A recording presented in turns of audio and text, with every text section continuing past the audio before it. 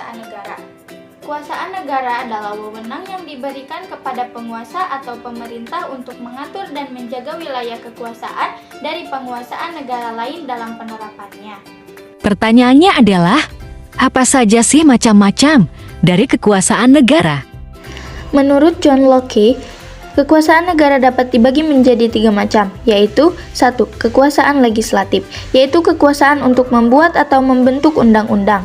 Kedua yaitu kekuasaan eksekutif, yaitu kekuasaan untuk melaksanakan undang-undang termasuk kekuasaan untuk mengadili setiap pelanggaran terhadap undang-undang.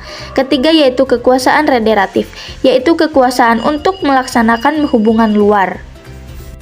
Kemudian, 3 macam kekuasaan tersebut disempurnakan lagi oleh Montesquieu, yaitu 1. Legislatif adalah kekuasaan membuat peraturan dan undang-undang, sama seperti John Locke.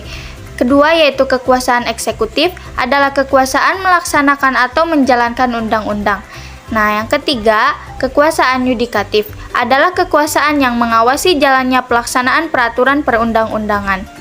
Sedangkan, menurut Undang-Undang Negara Republik Indonesia, kekuasaan negara dibagi menjadi 2, yaitu secara horizontal dan secara vertikal. Secara horizontal, pembagian kekuasaannya berdasarkan fungsi dari lembaga-lembaga tertentu, misalnya eksekutif, legislatif, dan yudikatif. Yang kedua yaitu secara vertikal, sistem pembagiannya berdasarkan tingkatan pemerintahan.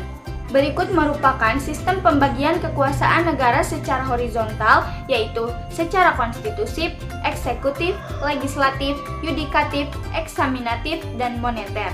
Untuk vertikal, sudah diatur di Undang-Undang Dasar Negara Republik Indonesia 1945, Pasal 18 Ayat 1, Undang-Undang Dasar 1945 mengatur dengan jelas bahwa Negara Kesatuan Republik Indonesia dibagi atas daerah-daerah provinsi dan daerah provinsi itu dibagi atas kabupaten dan kota, yang tiap-tiap provinsi, kabupaten, dan kota itu mempunyai pemerintah yang diatur dengan undang-undang. For your attention, jangan lupa like, comment, and subscribe.